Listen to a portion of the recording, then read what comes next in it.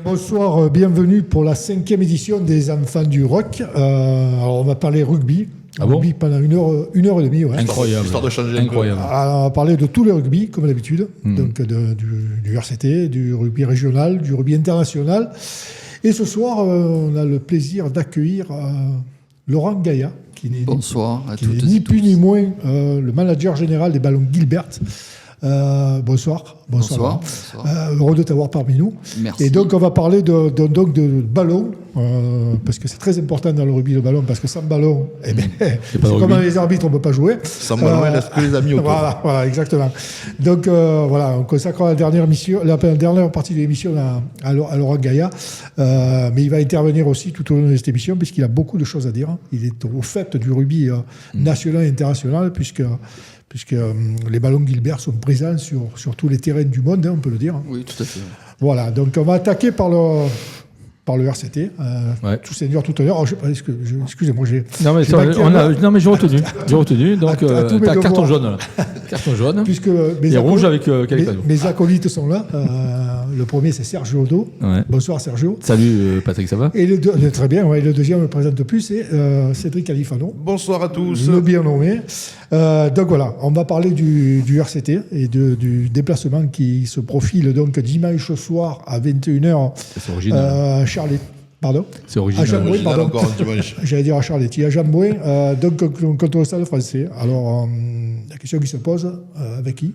Voilà. Parce que Il nous en manque 9 au moins. voilà, on est en période de doublon et le RCT va être sérieusement impacté par la tournée d'automne, donc puisque outre les joueurs français qui vont être retenus, puisque je pense que Charles Olivon et Jean-Baptiste Gros seront sur le terrain et sans doute Baptiste serait malheureusement en tribune.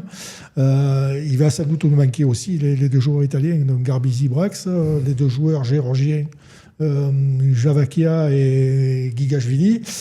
Et Ben White, qui visiblement aussi est blessé, puisqu'il n'a pas joué avec le 15 Je crois d'Écosse. qu'il était malade. Ouais, oui, il était malade, oui.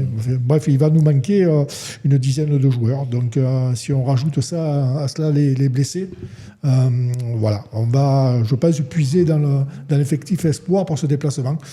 Serge, Ouais, tu je trouve- le vois comment Bah écoute, moi je trouve que c'est pas plus mal non plus parce que la saison est longue et je crois que dans l'esprit de Pierre, il aime bien faire tourner l'équipe. Et il y a des joueurs qui ont besoin de temps de jeu et c'est peut-être l'occasion de saisir ce match pour montrer un peu ce qu'ils ont. Hein. Donc il nous reste encore quelques belles personnes qui peuvent jouer au rugby et bien jouer au rugby. Donc je suis pas trop inquiet. Après, on verra bien quoi. C'est toujours particulier. Et puis bon, le Stade Français quand même, ils font un bon début de saison. ils sont plus que pas mal. Ouais, avec un Carbonel qui se retrouve un petit peu. Donc c'est Un voilà. Carbonel qui est redevenu Carbonel. Voilà, qui est redevenu Carbonel. Donc bon, écoute, je crois qu'il ne faut pas trop se prendre la tête avec ça. On envoie l'équipe qu'on peut envoyer, une équipe qui a tout à prouver. Bon, après, on verra bien sur le résultat. Pour l'instant, on est premier. Et puis après, on a des bons matchs qui arrivent aussi. Donc, on va recevoir Montauban. Voilà, on va recevoir Montauban sans dénigrer Montauban. Mais bon, voilà, ça va nous permettre un petit peu de rester en haut du tableau. Donc. Je suis allé en Parlement ce matin. J'ai eu un petit aperçu de l'équipe qui allait être alignée. Sans être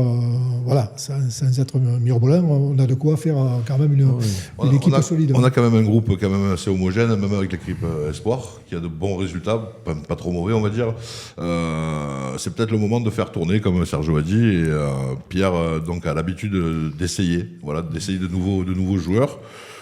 C'est le moment, voilà, faisons l'impasse peut-être sur ce match, sans non plus le donner, hein, parce qu'on va quand même défendre les couleurs du RCT. Mais après, je trouve que, comme Sergio a dit, Paris est sur une bonne dynamique. Nous aussi, on pourra peut-être pouvoir faire quelque chose. Les jeunes qui ont besoin de temps de jeu, s'ils veulent montrer un peu, comme on dit, les dents, ça peut peut-être le faire. Hein. Ouais, pour revenir au bon début de saison, on a 67% de victoire depuis le début de la saison. C'est pas rien, c'est pas donné à tout le monde. On a marqué 280 points, dont 37 essais. Voilà, donc c'est vrai que les stats, le meilleur réalisateur, ça a une surprise, c'est Melvin Jaminet. Hein. Le meilleur marqueur d'essai, c'est Gaël Dréan. Le meilleur gratteur, c'est Ribans. Et le meilleur coefficient de transformation, c'est Marius Domon, qui malheureusement s'est blessé. Laurent, tu as suivi un peu le début de saison du RCT ? Oh oui, j'ai suivi le début de saison de tout le top 14. Bon, bien évidemment, un peu plus le RCT. C'est assez gentil. C'est chez moi. C'est gentil. À côté de chez moi. Et je trouve qu'ils sont sur une belle dynamique. Il y a eu quelques petits accros qui auraient pu être évités, mais je pense quand même qu'en face, les Parisiens sont aussi amputés de pas mal de joueurs. Et il y aura aussi un coup à jouer. Donc je pense qu'on peut voir un match intéressant avec peut-être une surprise. Et après, si tu veux te hisser dans les 6, mais surtout dans les 2, il y a des matchs à l'extérieur qu'il faut gagner, et pas uniquement à Perpignan ou Montauban. Quoi. C'est sûr. Non, mais c'est une évidence. Donc je pense qu'ils ont le caractère pour. Après, il faut que tout le monde soit sur la même longueur d'onde. Mais bon, à mon avis, c'est pas, même s'ils ont peut-être pas coché une victoire sur ce match-là, ils peuvent créer une surprise. Historiquement, c'est une équipe qui nous réussit pas trop mal le Stade Français, puisque si on y avait gagné l'année dernière. Donc voilà, mais c'est vrai qu'ils sont en regain de forme. Et ils n'ont pas du tout le même visage que l'année dernière. Hein. Pourtant, c'est le même groupe quasiment. Comme quoi ça va vite. Il faut quand même rappeler qu'entre Toulon et le Stade Français, il y a un mini challenge qui s'appelle le challenge Christophe Dominici. Ouais. Et pourquoi pas le ramener à la piole, hein, ma foi. C'est vrai un challenge est un challenge. C'est vrai que les années passées, on oublie que voilà, c'est Christophe, il a porté les couleurs des deux clubs. C'est la 5e fois qu'on fait ce trophée, puisqu'il est mort en 2000, si ma mémoire est bonne, Christophe. Donc oui, c'est vrai qu'il y a ce challenge qui est en jeu. Donc espérons que. D'ailleurs, il est de quel côté en ce moment ? De quoi ? Le challenge. Il est chez nous. Chez nous. Si on le garde, c'est mieux. On a gagné 2 fois l'année dernière. On a gagné à l'aller et au retour. Donc, Paris nous réussit bien. C'est ce que je disais. Que ça continue. Paris qui est une grande équipe. Hein. Vous savez comment ils ont gagné le tournoi de top 14 de championnat de France. C'est une des équipes les plus titrées. Oui, vas-y. C'est une des plus vieilles. Moi, je dirais. Je crois que. Ils en sont ils plus que ça. Il me semble qu'ils en sont à 12 ou à 13. Ils en ont plus que ça, mais ils doivent être à 8 ou 9. Ouais, bon, Cailly, t'es presque. C'est 14. C'est vrai qu'ils ont gagné au 19e siècle. Oui, alors, dis tout parce qu'ils ont été champions. Depuis la création du top 14, c'est quoi ? En 1906, il y avait 5 clubs. Non, mais c'était plus vieux que ça. Ouais, 1883. Il y avait 2 équipes. Et il y avait le Stade et le Français. Et donc, d'ailleurs, Français ne met pas de majuscule parce que c'est un adjectif. Donc, Stade Français. D'accord. Voilà, c'était un point de vocabulaire. À la suite, s'il vous plaît. Maître Capello. Merci. Non, mais c'est vrai que c'est un des clubs les plus titrés du championnat. Mais bon. Mais il y a au moins 6 sous ce titre. Notamment 19e et début du 20e siècle. Notamment les années Guazzini, où c'était une place forte. Oui, parce qu'avant, tout n'était pas rose. Et le dernier titre qu'ils ont gagné, ils ont fini 6e du championnat régulier. Comme quoi. Et nous avaient battu en demi-finale. En demi-finale. Castres avait fait pareil. Avec Paris C qui avait Chistera de Paris C. Et l'essai de la Cafia. Deux futurs joueurs de Toulon. Comme quoi, c'est des signes du destin. Donc, en dehors du Rugby Club Toulon, les autres clubs vont jouer, notamment la Seine. Alors, la Seine, ils ont un déplacement exotique puisqu'ils jouent contre le Servette de Genève. Ah oui. Donc, ah bon ? Oui. Donc, c'est vrai que c'est presque... c'est un peu le Monaco du rugby. Ils ont le droit, comme il y a très peu de rugby en Suisse, ils ont convaincu la fédération. Et je trouve que c'est une bonne chose parce qu'il y a les moyens. Ça va être un beau club. C'est un club omnisport, Genève. Donc, il y a le Servette foot, le Servette hand, le Servette basket et le Servette rugby. Et Servette de bien. Ouais, Servette de bien aussi. Et Servette de table aussi. Je trouve c'est un petit peu atypique d'aller jouer. Et là, ils reçoivent le Servette ? Non, ils y vont. On peut faire le déplacement. Et le match et le terrain est super en plus. Ils ont des installations de fou. Ils ont les moyens. Ils ont les moyens, mais ils n'y arrivent pas. C'est comme Monaco, ils ont du mal à sortir en caisse aussi de la fédérale. Donc, nous, on avait un Suisse à Toulon. Ah oui. Yann Brandlin. Ah oui, on avait pas c'est vrai. Les deux frères Arnaud sont pas petit Suisse. Oui. Eh ouais. Oui. Ils ont Oui, mais bon, oui, c'est international suisse. deux frères Vincent, pardon. Ouais, Vincent. Ouais. Arnaud Vincent et Ouais. son frère Jean-Luc Ouais, Vincent. mais bon, le plus célèbre, c'est Yann Wanling qui était. c'est le. Qui était international suisse. Ouais. Donc oui, ils vont au Servette de Genève, donc ils sont troisième, le Servette de Genève. Ils font un bon début de championnat, mais c'est vrai qu'ils ont des moyens financiers. oui. Ça fait râler d'ailleurs pas mal de clubs. Enfin, les écarts de budget entre les Suisses et voilà, c'est la puissance du franc suisse qui fait que. Oui, bon, je pense qu'il n'y a pas que ça. Regardez aussi à un niveau plus bas, hier Carqueran, ils ont un budget colossal par rapport à la division régionale. Je sais en quoi ils sont R1, oui. Ou R2, R1.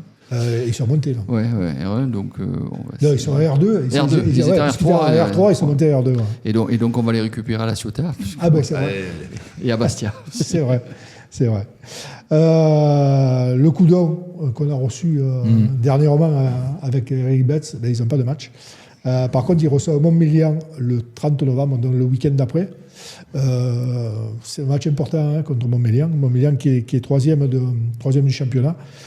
Et le 15 Coudon qui reste sur le CV en défaite à Château-Renard, qui n'a pas trop été apprécié par le staff, puisqu'on a eu l'occasion aussi de les recevoir dans une autre émission.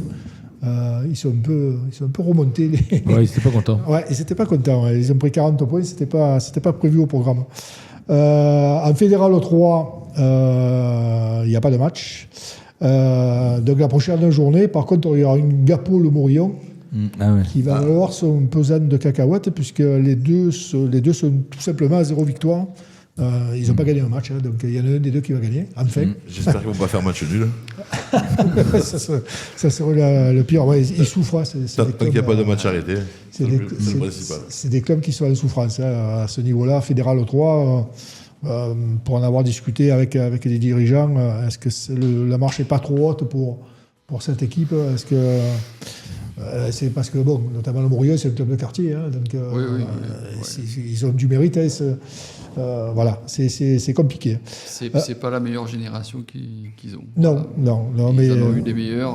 Après, ce type de structure de club, voilà, ça peut osciller entre la régionale 1, la fédérale 2, 3, et ça peut pas aller plus haut, ça descendra pas plus bas, mais après c'est les moyens que tu y mets, et puis en fait c'est pas très grave s'ils montent. Non, c'est pas grave. Le principal c'est qu'ils arrivent à maintenir leur club, leurs gamins dans les clubs, c'est ça le plus important. C'est une fantastique école de rugby, le Morillon, ils ont plus de Milo qu'au RCT, il faut savoir. Le Gapo aussi forme beaucoup.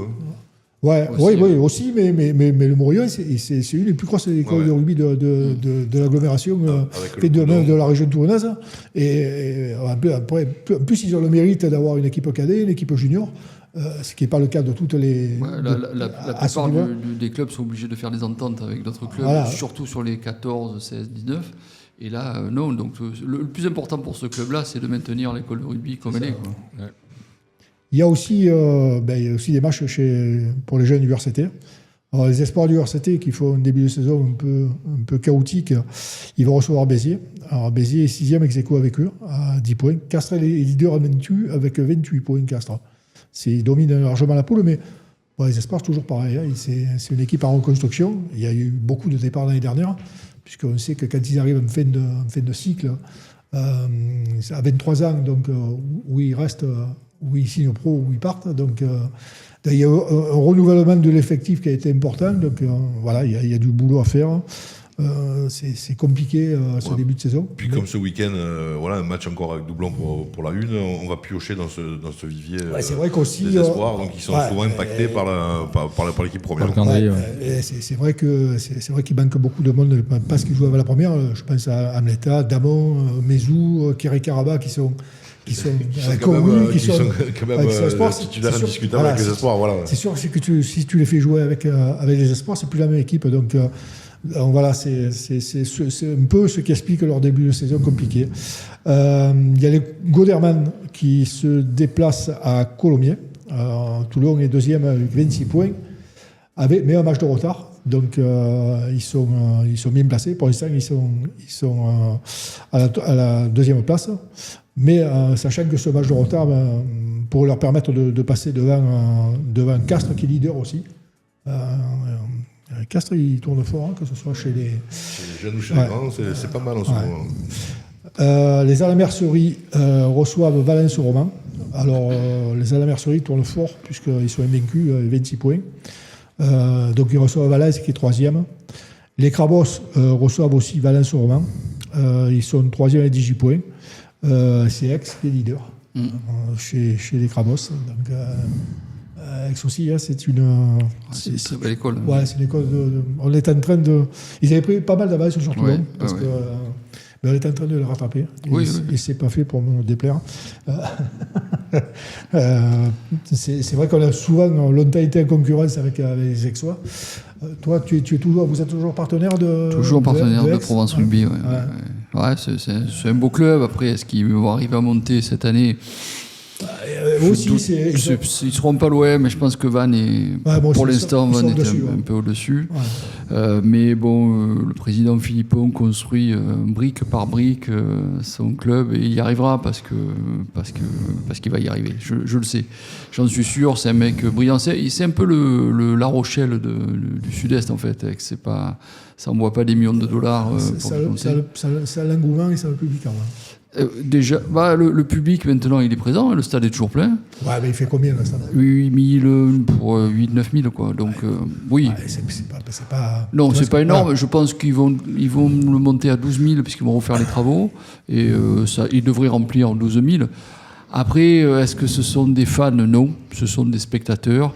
Ce sont des chefs d'entreprise qui viennent beaucoup. Alors, je pense que même le match du vendredi les arrange plus que jouer le samedi ou le dimanche. Parce que le vendredi, c'est encore la fin du boulot. Et c'est un club à faire, en fait, Aix-en-Provence. Ah ouais. Il n'y a pas de fans attitrés. Bon, il y en a quelques-uns, mais pas comme à Toulon ou ailleurs, quoi. Mais bon, après, ça peut se transformer. Hein, ils font les choses comme il faut, quoi. Voilà. C'est un beau club.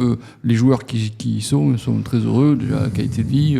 Les installations, je ne sais pas si vous avez visité. Le stade est sympa. Le stade est superbe. Le stade, la pelouse est magnifique. Le campus qu'ils ont fait, ils sont quand même vachement inspirés du Var, en plus petit, mais oui, le modèle de campus, c'est le RCT aujourd'hui. Il n'y a rien à dire là-dessus. Le Stade français, c'est pas mal, mais surtout le Racing. Toi qui les vois, ouais. Fait qu'ils les a pratiquement tous vus. Moi, il y a 15 ans, 20 ans, le Stade toulousain, c'était le modèle, mais aujourd'hui, vous y allez, ça a vachement vieilli. C'est hyper performant, mais ça a vachement vieilli. D'ailleurs, ils refont tout. Donc, et je pense que dans 2 ans, ce sera le nouveau modèle. Mais aujourd'hui, je pense que le RCT a pris un coup d'avance. Ouais. Quand on dit que c'est le plus beau d'Europe, est-ce que c'est une prétention J'ai fait les Harlequins au mois d'octobre. C'est pas mal. C'est rien à envier au RCT. Hein. C'est pas mal, mais c'est un peu vieillot en fait. C'est correct, hein. Mais c'est un peu vieillot. Le RCT, c'est vraiment le top du top. Ouais. C'est une belle réussite, notamment avec le muguet à côté. La brasserie. La brasserie est magnifique, hein, franchement. La boutique, tout est calculé. Et la brasserie, je la recommande, j'y vais souvent. Puis Armand, il est exceptionnel. Ouais. C'est tout ce que j'ai bouffé là-bas. Pardon. Tu veux dire bouffer, ouais, bouffer. Armand, c'était divin. Et je suis très pénible parce que, pour vous dire, le meilleur restaurant, c'est ma femme. Hein, donc, on en est tous là. Mais de toute façon, la meilleure des preuves, c'est que si tu ne réserves pas, tu manges pas. C'est ça. Donc, c'est exactement ça. Et donc, c'est bien la preuve que et en plus, c'est accessible. Oui, tu peux te garer, c'est pas très cher. Il a tout compris, Armand. Ouais. Armand fait du bon travail. C'est ça. Ouais, je recommande aussi le cabanon qui vient d'ouvrir sur la plage. Avec Pépé est toujours en voilà, aussi. Hein. Tout à fait. Ouais, avec Stéphane Pérez, pour ceux qui connaissent. C'est vrai, effectivement. Tu es renseigné quand même pour quelqu'un qui habite pour un bucco-rhodanien.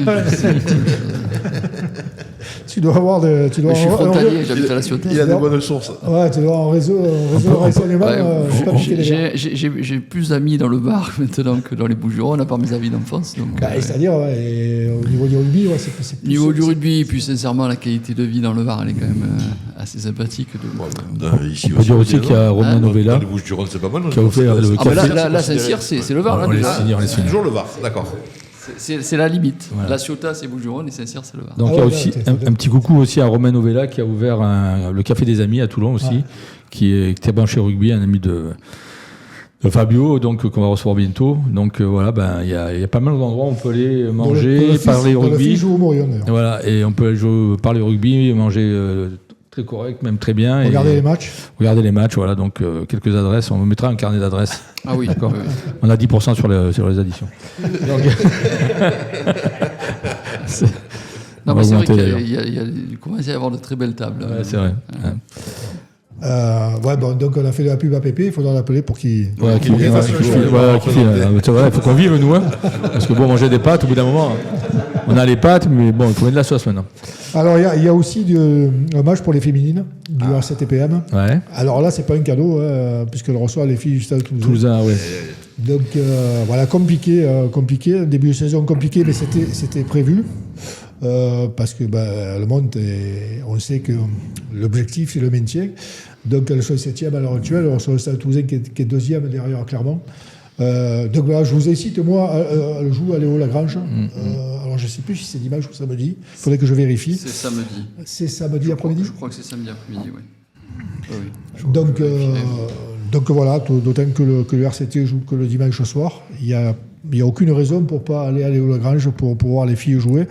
Très honnêtement, j'en fais la publicité à chaque fois que je les cite parce que pour être allé les voir jouer 2 fois, franchement, c'est très sympa. Et puis, elles ont les vertus toulonnaises, à savoir qu'elles s'engagent, elles mettent la tête et elles sont très fortes devant, ce qui devrait te plaire, Califano. Ah oui, toujours. De toute façon, elles sont très très fortes. Elles ont un paquet d'avant exceptionnel. Et comme tu dis, elles ont les vertus toulonnaises. Donc le combat, l'abnégation. Voilà, on va pas refaire les éloges des valeurs toulonnaises. Mais voilà, elles se lèvent pas du milieu, comme on dit. Laurent, le rugby féminin, toi qui es partie prenante aussi. Alors, je suis partie prenante. Alors, j'étais en train de regarder un petit peu l'effectif de Toulouse et je sais qu'il y a une petite qui est sous contrat avec moi, Casque, qui est adorable et qui joue au Stade Toulousain et qui est de Sifour. Et qui est internationale française puisque c'est... J'ai la tête, je ne sais plus où j'en suis. Escudero. Escudero. Alors, elle a été formée à la Valette. Elle a été formée à la Valette, mais elle est de Sifour. Oui, d'accord.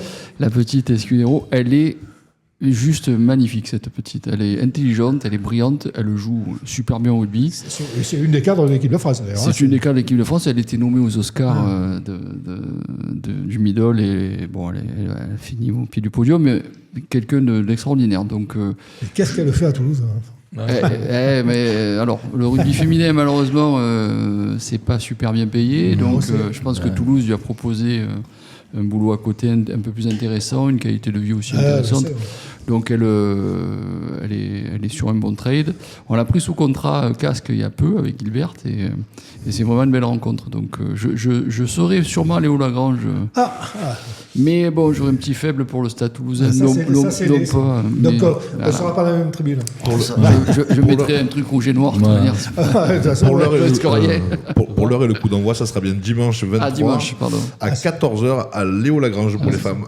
Voilà, on peut aller la voir, Escudero, puis lui dire de revenir en fait compte. Ouais. Moi j'ai bien connu son père, Lenny. Lenny, je l'attendais celle-là.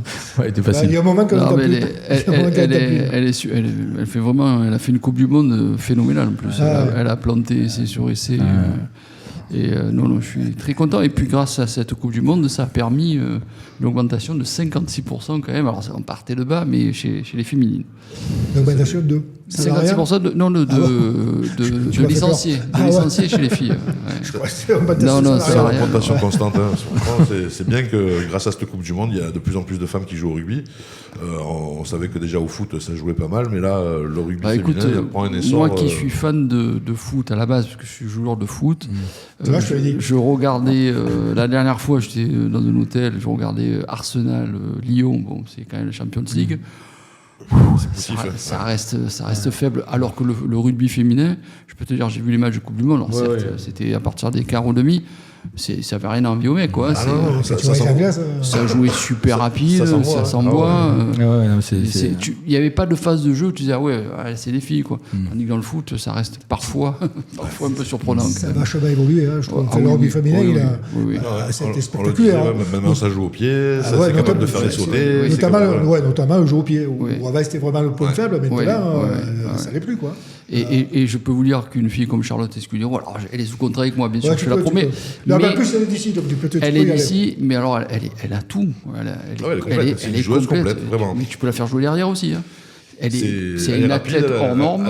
Voilà, t'as dit exactement le mot. C'est une elle a vraie tout. belle athlète. Elle a tout. Voilà. Donc, On se posait la question justement, puisque tu parles des joueurs et joueuses sous contrat, est-ce que tu as toujours Gabin Villers? bien sûr, j'ai mangé avec lui la semaine dernière et notamment avec un petit jeune espoir qui risque aussi que tu as évoqué, le petit Joe Kéré-Karabakh, que tu as évoqué. C'est le parrain de l'association de Saint-Jodo. Voilà. Alors ça, c'est vraiment un petit d'ici, lui. Hein. Oui, bien sûr. La Valette aussi. C'est notre. Alors non, il est de Hier-Carquerade. Hier-Carquerade. Ouais. Et Greg Aldrit. Et Greg Aldrit, François Cross, Clément Verger, Choco Barès. Et peut-être. C'est vrai qu'il joue avec un casque. Voilà, et le Brex, l'italien qui joue à Toulon. Qui joue avec un casque aussi. Gilbert aussi. Donc, et peut-être d'autres très connus à venir aussi. D'accord. On se pose également une autre question. Colby, RNC et d'autres. 98% des terrains en France sont équipés de ballons Gilbert. Oui. Est-ce qu'il y a un seul club Je sais qu'il y avait Béziers. Alors, non, plus maintenant. Alors, 14 clubs sur 14 sont équipés en top 14, en Gilbert. Et 14 clubs sur 16 en Pro D2. D'accord. Il reste des réticents? Il reste Mont-de-Marsan et Aurillac qui sont réticents. Bon, on n'a pas de contact. Donc bon, je pense qu'ils sont contents avec leur ballon. Ça viendra, je pense. Pourquoi pas. Ben c'est bien ça. Voilà. C'est pas mal. Oui, c'est pas mal. Et 98% du sponsoring mondial, en tout. Ouais. Magnifique. Ça, c'est quand même. Après, la qualité fait que, pour avoir touché les deux. J'aimerais vous dire que c'est grâce à mon travail uniquement. Oui, non, on a bien compris ça. Attends, on a bien compris. J'ai beaucoup travaillé mais je dois reconnaître aussi que la concurrence n'est pas très féroce, et notamment. Les grosses marques ne s'intéressent pas encore. C'est compliqué, reprendre 98% du marché. Alors c'est compliqué. Vous avez tué le marché, là, de toute façon. Est-ce que... Ouais, d'autre côté, mondialement, le rugby, ça reste un sport régional. Il y a 3 fois plus de joueurs de cricket dans le monde que de rugby, et 5 fois plus de joueurs de hockey sur gazon que de rugby. Donc, une dernière question, je pense. Pas chez nous. Une dernière question avant de faire une petite coupure, je crois. Oui. Est-ce que la dernière fois qu'on s'est croisés, Laurent, on parlait d'un ballon connecté. Est-ce que vous en avez eu oui. Ça marche bien, ça? Est-ce que ça marche bien? Alors, ça marche bien. Est-ce que c'est comme le protège-dents connecté? Non, ça marche bien, mais pour cela, ça nécessite d'investir un petit billet quand même. Parce que la puce dans le ballon, c'est une chose, mais pour que la puce la technique derrière fonctionne, il y a tout un système de capteurs à mettre en place. Alors, la Fédération française a été une des premières avec la Fédération anglaise à l'utiliser. En match, on ne l'a pas encore utilisé parce qu'il y a des problèmes contractuels entre la société Sage qui commercialise le logiciel et le 6 Nations qui a un contrat avec une autre société concurrente à Sage, par exemple. Donc voilà, bon, c'est juste une histoire de contrat. Après, pour en avoir discuté avec l'analyste vidéo de la Fédé, c'est extrêmement précis, mais c'est vraiment pour le très très haut niveau. Les données sont essentielles à récupérer, oui. Essentielles, ou certaines oui, d'autres, en fait, tu peux tout avoir, quoi. C'est exponentiel, et je pense qu'ils l'utilisent qu'à 50%, mais ça suffit. Après, tu as des données qui sont... Donc, c'est bon pour la touche, c'est bon pour les passes, c'est bon pour le shoot, mais pas que pour le shoot. Hein. C'est surtout pour la touche qu'ils l'ont vachement utilisé, l'équipe de France. Et donc, oui, ça a permis de rajouter un data de plus. Ça s'appelait à Galtier, ça. Mais après je pense que le haut niveau, maintenant, la différence, elle se fait sur des petits détails comme ça. On va marquer une pause d'abord, parce qu'on va reparler justement du rugby international et de la tournée d'automne juste après la musique. Allez, retour des enfants du rock pour la deuxième partie de l'émission. On va parler de la tournée d'automne, du rugby international. Alors, il y a eu un match le week-end dernier. On va y revenir dessus, même si ce n'est pas le principe de l'émission. Mais comme il y a des choses à dire, à mon avis, sur la prestation des Français, on va un peu débriefer avant d'enchaîner sur le prochain match contre l'Australie. Donc, match un peu poussif contre les Fidjiens. Où très honnêtement, ça s'entendait à mieux, surtout après la défaite contre les Africains du Sud. On a été un peu déçus par la prestation des Français, notamment sur la deuxième mi-temps, où on a pris plutôt un bon début et on s'est fait, puisqu'on menait largement à un moment, et on a laissé revenir les Fidjiens. Alors, voilà, on a l'impression que cette équipe se cherche un peu, qu'elle manque de constance et de confiance. Donc, je pense que c'est plutôt Galtier qui manque de constance. Donc, non, on en a déjà parlé, mais franchement, je trouve que l'équipe... il a fait un pari sur l'Afrique du Sud. On va toujours revenir là-dessus. Quand il dit qu'il fait un pari sur l'Afrique du Sud, je trouve que... Je sais pas s'il a le numéro du loto, il a quand même les données aussi, parce que... Mais... c'est de la folie, quoi. Il fait venir des jeunes qui n'ont pas d'expérience en première ligne. Tu as toujours certains anciens dont je me demande pourquoi ils sont encore là, parce qu'il faut quand même préparer une Coupe du Monde dans 2 ans, sans les citer, mais tout le monde le sait. Il laisse des joueurs qui sont très bons soit dans leur club, soit dans les tribunes. Tout ça pour les rappeler pour les Fidji. Et s'apercevoir qu'un mec comme Olivon, c'est le meilleur homme du match et qu'il a fait un match exceptionnel. Alors que c'est une certitude. Gros a été énorme aussi. Oui, non, mais je veux dire, Gros, il a joué. Olivon, il jouait pas encore. Jusqu'à présent, il n'avait pas été appelé. Ils ont mis Aldrit. C'est bizarre, Aldrit joue bien. Tiens, on a appris ça, donc grâce aux Fidji. Je sais pas, moi, au bout d'un moment, il faut arriver à penser autrement, ou alors il faut secouer le cocotier des Fidji pour savoir si, en fin de compte... Cocotier des Fidji. Ouais, ils ont des cocotiers aux Fidji. Donc, pour savoir si, en fin de compte, Galtier est vraiment l'homme de la situation, parce qu'en 6 ans, il a gagné 2 tournois. Il va être obligé de l'être l'homme de la situation. Je sais pas, il reste 2 ans, et franchement, quand je vois les équipes qui sont en train de se former, comme l'Angleterre, qui est en plein renouveau, que l'Écosse, même s'ils ont perdu les 2 matchs, ils sont quand même en pleine bourre. L'Écosse, il confirme on va en reparler tout à l'heure, mais il confirme ce que je disais la semaine dernière. C'est sans doute l'une des équipes qui joue le plus beau. Parce que là, il n'y a jamais un match. Là, ils ont perdu, c'est parce que Finn Russell, il fait une connerie. Quand on voit le niveau du match Angleterre-Nouvelle-Zélande, je pense que la France n'est pas du tout au niveau. Ah ben non. On n'est pas du tout au niveau. Et puis t'as l'Argentine. Alors que les Anglais, tu les as tapés chez eux il y a 2 ans quand même. C'est pas vieux. Hein. En 2 ans, les Anglais, ils sont sur une phase montante. T'as vu l'équipe qu'ils ont là? Énorme. Moi, je vous l'avais dit, je ne sais pas si vous vous souvenez. Attention, les Anglais, ils vont revenir très vite. Tout le temps, les Anglais, ils sont toujours là, quoi. T'as l'Irlande qui, même s'ils sont vieillissants, qui seront encore là. L'Écosse, comme tu dis, on en parlera tout à l'heure, mais t'as la France, on a l'impression qu'on stagne. Et puis là, il remet. Les Argentins aussi. Même l'Italie. Moi, je les ai vus jouer contre l'Afrique du Sud à Londres, les Argentins. C'était le dernier match du Championship, là. Ça pique. C'est lourd, c'est lourd. Même l'Italie a fait. Ça va à 3000 derrière, les Argentins. L'Italie, ils ont bien tenu l'Afrique du Sud. Ils ont fait plus de progrès, l'Italie, en 2 ans que nous en 2 ans. Nous, on stagne.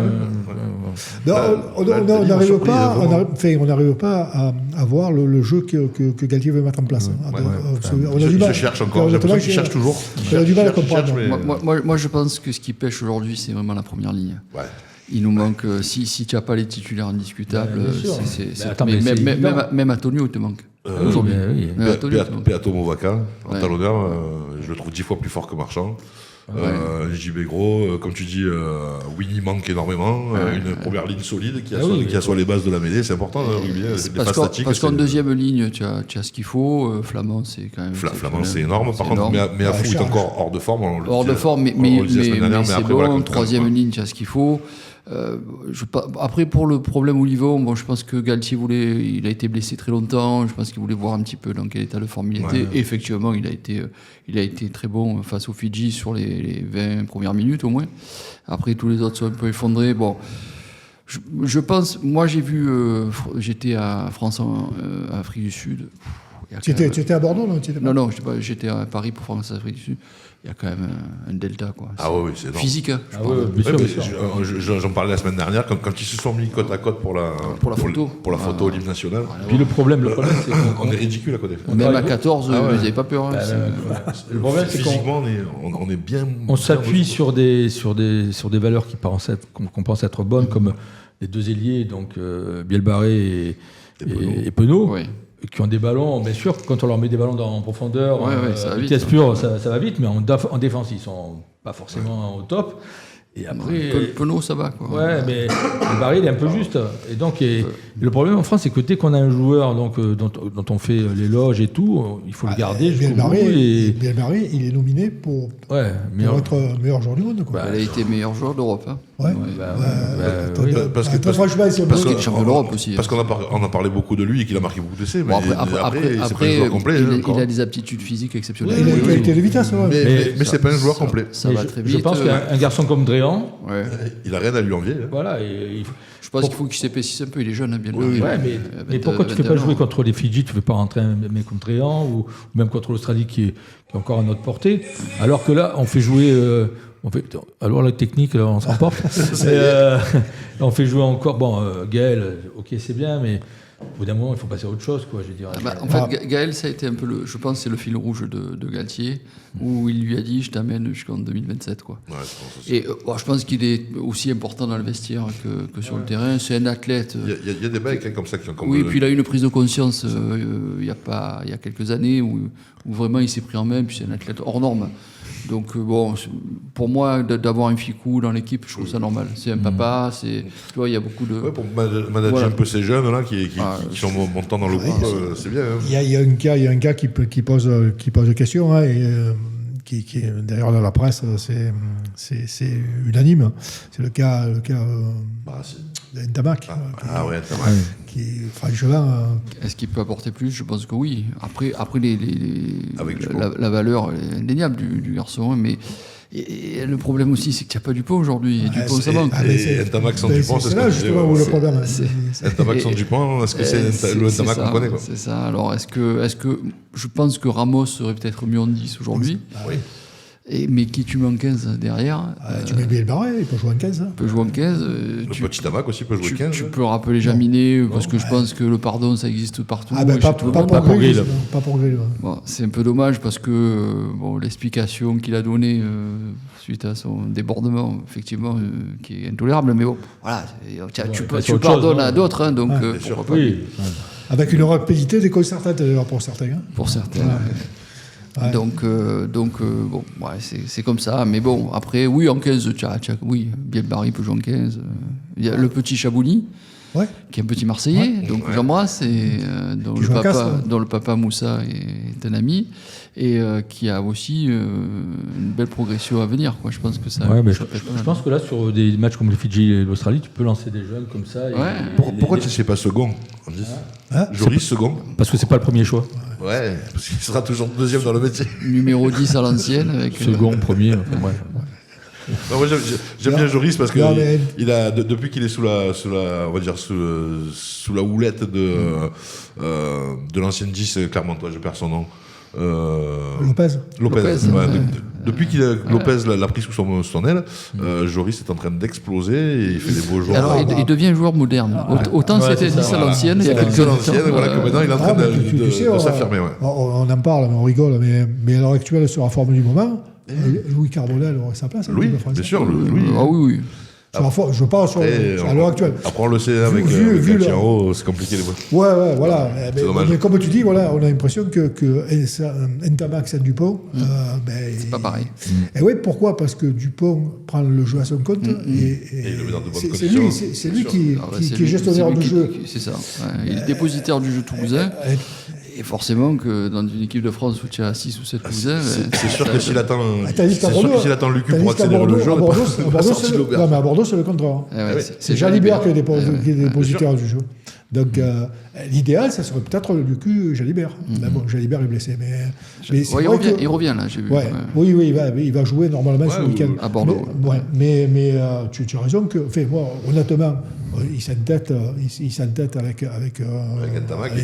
Il est en train moi, je pense qu'il est en train de l'essorer physiquement, Ntamak, et qu'il risque de peut-être pas finir la saison. Il est bizarre, ce garçon. On n'a jamais l'impression qu'il est heureux sur un terrain de rugby. Franchement. Alors ça, c'est de famille, parce que quand tu vois le papa, à l'époque, Émile, t'as l'impression qu'il allait pas vite, qu'il était nonchalant, et pourtant, quand tu te passes à côté, t'as... Franchement, c'est de famille, je pense. Je sais pas si c'est t'as la même sensation. Moi, le peu que je l'ai vu, t'as l'impression qu'il s'emmerde sur le Je pense qu'il est ultra concentré, et parce que c'est un athlète en norme aussi.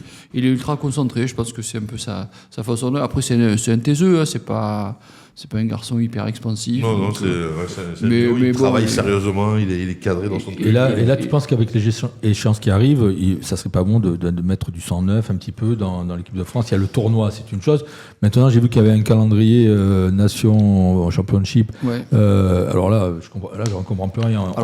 On finit le top 14. Pour simplifier. Et une semaine plus tard, on est en Nouvelle-Zélande. Le problème du rugby français, et l'avantage du rugby français, c'est le top 14. Ah bah oui, on sait ça. Parce que toutes les autres nations, les internationaux, que ce soit Sudaf, Black, les mecs, ils font entre 12 et 15 matchs par an en club, pas plus. Et le résultat, ils sont en équipe nationale. Nous, en équipe de France, les mecs, ils en tapent plus du double, donc en championnat de France. Ça n'a pas changé, là. Donc ça n'a pas changé. Donc la nation championship, c'est quoi ? En fait, tu remplaces la tournée d'été et la tournée d'automne series, ce qu'ils appellent, par une coupe entre elles, où tu auras une finale. Donc, c'est-à-dire que À Londres, voilà, en novembre, il y aura des matchs. On va recevoir les Fidji, l'Afrique du Sud et l'Argentine. En France, et après, toi, cet été, tu vas aller jouer en Nouvelle-Zélande, en Australie et les Fidji. Et au Japon. Au Japon, voilà. Donc, et après, tu auras une finale en juin, je crois. Non, mais attends, quelle équipe tu vas mettre une semaine après la finale du top 14? Mais c'est pas possible.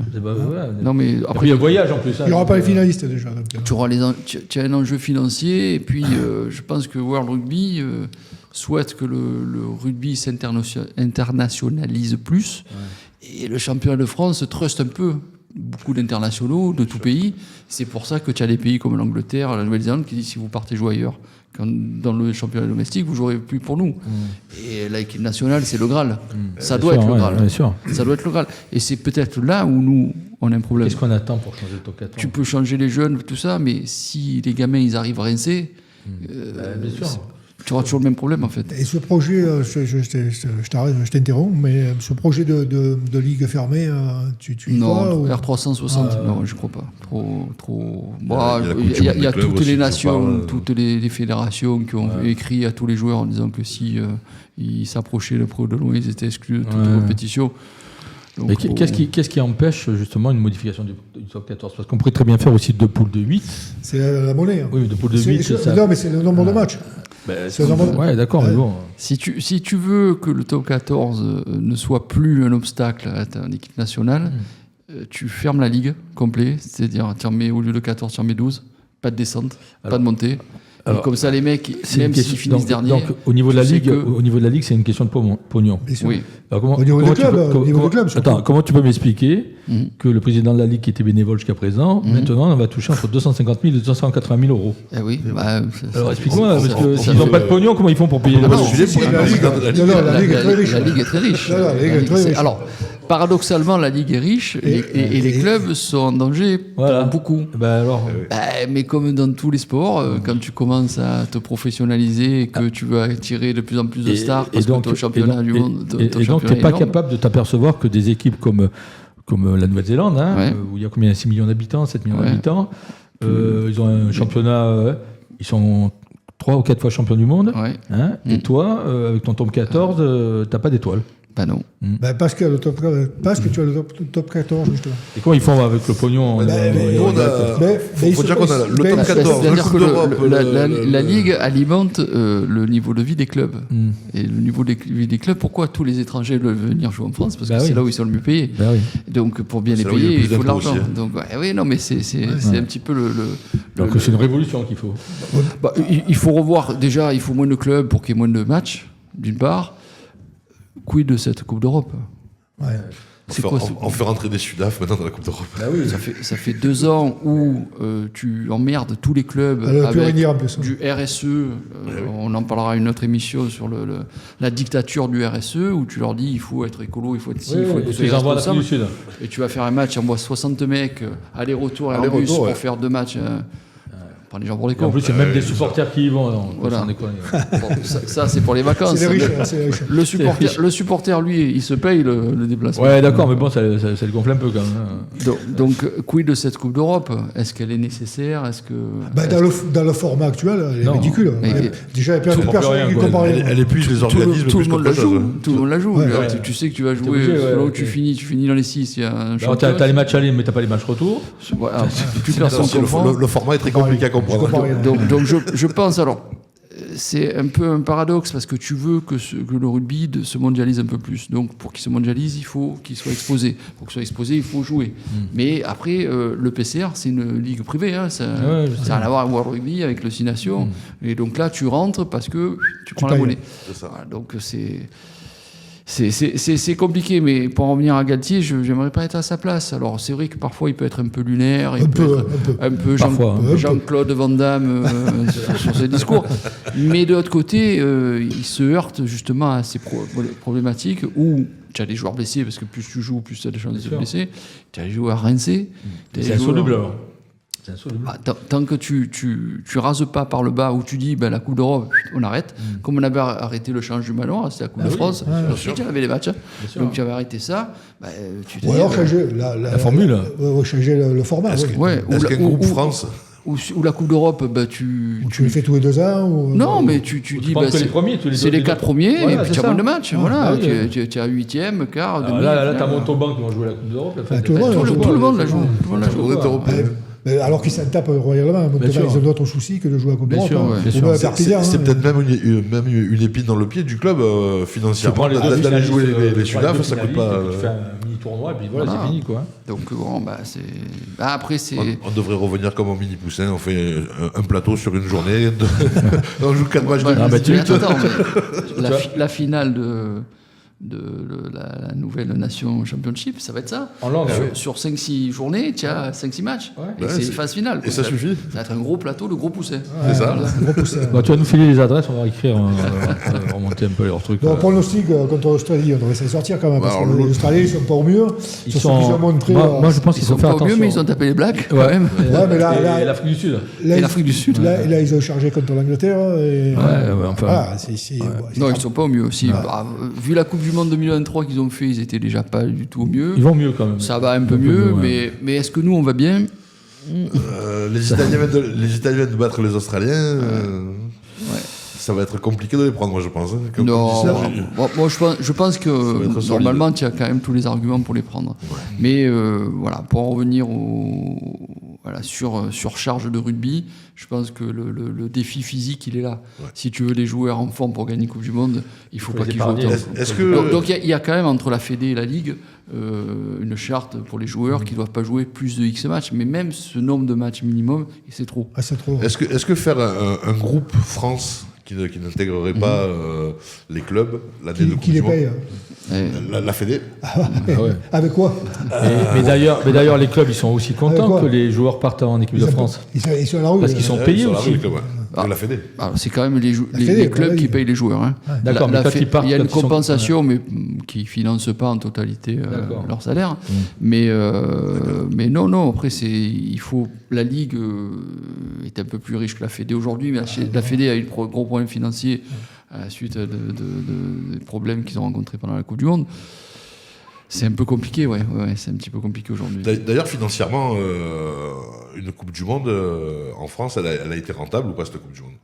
Pour l'instant, non, visiblement. Pas pour tout le monde. D'après Grill, non, puisque depuis qu'il est arrivé à la tête de la fédération, sa seule occupation, c'est de critiquer ce qui a été fait avant. Donc, alors, on attend toujours les mesures. Sincèrement, sur l'aspect financier, la Fédé n'en a pas tiré ce qu'elle aurait dû en tirer. D'accord. Il y a plusieurs problèmes. Alors c'est un peu compliqué, le dossier est long, mais déjà, on a surpayé l'aspect hospitalité. C'est-à-dire que quand les Sudaf et les Irlandais qui étaient en compétition pour récupérer du monde donnaient entre 20 et 25 millions d'euros pour récupérer les hospitalités, nous on est allé jusqu'à 70. Bon, je pense qu'on a surpayé le truc. 3 fois. Après, il y a eu encore un gros problème qui s'était déjà produit en 2007. Parce que sur une hospitalité, la TVA, elle est de 20% sur le billet et de 5,5% sur la bouffe. Sauf que là, ils ont mis 5,5% partout. Les impôts leur disent. Sauf qu'à l'intérieur du groupement du GIP de la Coupe du Monde, il y avait des fonctionnaires d'État. Donc ils n'ont pas vu le truc. Donc en fait, celui qui a gagné le plus de pognon pour la Coupe du Monde, c'est l'État. C'est l'État. Voilà. Donc bon, après, il y a eu quand même des gens qui en ont gagné, mais la Fédé n'a pas retiré. Alors je veux défendre personne. Peut-être que c'est à cause du résultat. Alors je pense que le résultat y a fait. Forcément, tu vas jusqu'à la finale. Champion du monde, c'est plus pareil. C'est plus pareil. Mais et moi, en termes de business, le jour où la France a perdu, tout s'est arrêté. Voilà, plus rien pendant une semaine. Après, ça a un peu reparti. Et puis rien. Donc, le dossier est très complexe. Je pense que Grill, son attaque, elle est plus contre ses prédécesseurs, elle est surtout de dire, attendez, l'État français était partie prenante du GIP, l'État français a vu ce problème de TVA, même si le dirigeant de GIP, c'était pas un fonctionnaire, tous les autres en dessous, où la plupart étaient énarques et fonctionnaires, ils auraient dû le voir. Donc il dit, moi je veux bien payer, mais bon, il faut me dire qui c'est qui est responsable. Ouais, ils étaient de bonne foi. Voilà, donc c'est là où il se bat. Quoi. Et pendant la Coupe du Monde, qui c'est qui paye les arbitres? C'est World Rugby. D'accord. Parce que la Coupe du Monde, normalement, elle aurait dû se faire en Afrique du Sud, non? Alors, à l'origine, non? Enfin, si est-ce que vous savez qu'il y a eu les Oscars du Middle à Paris, comme chaque année, et qui ont permis de réunir une partie, parce qu'il y en a qui sont malheureusement plus de ce monde, des finalistes de quart de finale entre la France et l'Afrique du Sud des joueurs. Il y avait le capitaine emblématique Sudaf Pinard. Il y avait Benazi, il y avait Ménel, il y avait Saint-André, donc ils sont tous venus. Et on m'a dit, je ne dirai pas de nom, que pas de nom, pas d'adresse. Un des membres du staff de l'époque avait dit aux joueurs, n'y allez pas, aux joueurs français, on s'est fait sur ce match-là, on s'est fait voler, et il n'a pas digéré. En fait, je pense qu'il faut... Oui, bien sûr qu'on s'est fait niquer. Oui. Bien sûr que... Tu arrives à le dire, quoi. Bien sûr que les Blacks qui se sont fait voler aussi. Mais il faut voir la dimension géopolitique. Oui, tu ne pouvais pas faire autrement que de faire gagner l'Afrique du Sud chez eux. Chez eux, en période de... Ça, on avait compris ça. Et qui plus est, ça a quand même pacifié le pays pendant des années. Derrière, donc, tout ce qui arrive, c'est énorme. Alors moi, sincèrement, je dis... Chapeau, bravo, bravo, oui, merci aux arbitres. Il y avait Mandela, il y avait... il y avait tout un contexte qui faisait qu'il fallait que l'Afrique du Sud gagne. On parlait plus, c'était la dimension du sport, elle n'existait même plus. Il fallait qu'ils gagnent. Donc oui, on s'est fait voler, comme tous ceux derrière, comme tous ceux avant aussi, et il fallait qu'ils gagnent, et ils ont gagné, et tant mieux, parce qu'aujourd'hui, quand ils gagnent, ils doivent qu'à eux aller. Ah oui, là c'est sûr. On a eu un beau film grâce à ça, Invictus maintenant. Voilà. Bon, il ne parle pas trop de l'arbitre dans Invictus. Même sur la dernière Coupe du Monde, l'arbitrage était un peu... était un peu limite. Hein. Apparemment, ils ont dit... Enfin, apparemment, c'était quand même... Elle devait se passer en Afrique du Sud, cette Coupe du Monde. Hein, et puis, au dernier moment, il y a eu un retournement. Enfin, c'est Bernard Laporte, apparemment, qui avait mis la pression pour que ça se passe en France. Non, ils sont arrivés, à ce que je disais tout à l'heure, ils sont arrivés avec un meilleur dossier. Mais c'est sûr, quand tu surpayes un truc, le rugby, quand ils voient 70 ou 25... Parce qu'ils avaient l'ambition de la gagner. Hein, donc, c'est exactement ça. Ce qui a tué le game, c'est que tu as perdu un quart. Hein, parce que si tu la gagnes, on ne parle plus de rien. Hein, c'est clair. On rentre dans un euro. Voilà, c'est clair. Mais c'est quand même difficile de budgéter une compétition en budgétant une victoire. Mais donc, il a fait du Mourad là sur c'est ça. D'ailleurs, en parlant de la Coupe du Monde, on a les 24 qualifiés. Oui, j'ai vu. Il y a l'Afrique du Sud, la Nouvelle-Zélande, l'Angleterre, l'Irlande, la France, l'Argentine, l'Australie, les Fidji, l'Écosse, l'Italie, la Géorgie, Pays de Galles, Japon, Espagne, Uruguay, USA, Samoa, Chili, Tonga, Portugal, Roumanie, Hong Kong. Hong Kong. La Roumanie, les Canada et Zimbabwe. Les Samoa, c'est les derniers qualifiés. 13-13, ils ont fait contre la Belgique. La Belgique, en gagnant, la Belgique était qualifiée, ils ont fait 13-13. Je connais qui va faire des bons, David Gérard. Alors Hong Kong, c'est un peu l'invité surprise. Hong Kong, il y a toujours les invitations. C'est fou ça. À la Coupe du Monde de foot, il y a Curaçao qui était comme. Ouais, mais enfin, là cette année, la Coupe du Monde de foot, tu passes de 36 à 48 équipes. Donc, Curaçao. Quand même. Hong Kong, c'est fou, hein, quand même. Hong Kong, c'est fou. Très bien. Plus on est de fous, moins il y a de riz. Il y a une compo probable pour le match contre l'Australie. Incroyable. Allez, je vais vous la donner. Je pense qu'il doit y avoir Tao. Une baguette magique, il a mis la main dans le chapeau. C'est révolutionnaire. Hein. Donc, en 15, Ramos. À l'aile, Penaud. Au centre, deux porteurs et Ficou, qui revient. Bien barré de l'autre côté. Ntamak, Lucu. Ça aussi, c'est. Alors, Olivon, Joie et 7. Visiblement, il redescend. Enfin, il remonte en troisième ligne. Aldrit, Gelon. Méafou, Flamand, Montagne, Marchand et Gros. Voilà. Et sur le banc, Lamotte, Netty, il a de la chance de jouer. Laclaya, parce qu'il y avait des bléages qu'il a fait. Des bléages qu'il a fait, normalement, il ne devrait pas être là. Tao, Tao, Oradou, Gégou, Ah bah. qui a plus de chances que Jaminet. Jonon et Comme toujours en France, et Gourgue, qui est la surprise. Mais honnêtement, c'est une surprise. Mais moi, ça me fait plaisir de le voir parce que même je ne suis pas un fervent supporter des Toulousains. Franchement, ce Minot, il m'épate chaque fois que je vois jouer. Moi aussi. Et un qui m'épate, c'est Lamotte, je trouve. Lamotte aussi, ouais. Il est une explosivité au talon qui est énorme. Énorme. Pour moi, aujourd'hui, tu as peut-être sur ce compo-là, tu as la meilleure troisième ligne possible. Oui. Voilà. Alors, moi, deuxième ligne aussi. Alors, moi, j'ai une autre équipe. Alors, donc, c'est Canal+, qui a fait l'équipe type du début de saison, qui est pas mal. Hein. Il y a Ramos derrière, Dréan, Gaëton, Gourgue, Nicolo, ok, Jalibert, Serein, comme quoi, hein. Jelonche, Hugues, Capilla, Ribans, Flamand, et devant il y a Melikidze, Cramon et Moukoro. Voilà. C'est une équipe pour faire c'est la meilleure équipe depuis la saison. interplanétaire. Ouais, non mais t'as quand même des joueurs, t'as une ligne de 3 quarts, Gailleton, Dréan, Gourgue, qui est pas mal, hein, avec derrière Ramos, Jalibert, Serein. Why not? Why not? Je sais pas, moi. Donc, tu vois, Canal+, ils m'ont surpris. Bon, il y a d'autres matchs. Moi, j'ai adoré De Porter. Je sais pas vous, mais franchement, je le trouve exceptionnel. Chacun ses goûts. Ouais. Bon, il y a d'autres matchs à venir de ce week-end. Il y a Irlande du Nord, Afrique du Sud. Irlande du Nord, pourquoi Irlande du Nord? Irlande, Afrique du Sud. Qui va valoir aussi son pesant. Là, celui-là, c'est le match. Ça va être la guerre. Il y a deux matchs qui m'intéressent. Là. Il y a Écosse-Tonga, c'est un peu moins intéressant. Par contre, il y a Angleterre-Argentine qui ne devrait pas non plus être piqué des verres. Il va y avoir encore des morts. Quand on voit la forme des Argentins. Des deux, après, il y a Italie-Chili, ils devraient s'en sortir, normalement, les Italiens, sur ce qu'ils ont montré. Et malheureusement, il y a les pauvres Gallois qui devraient passer à la moulinette contre les Néo-Zélandais.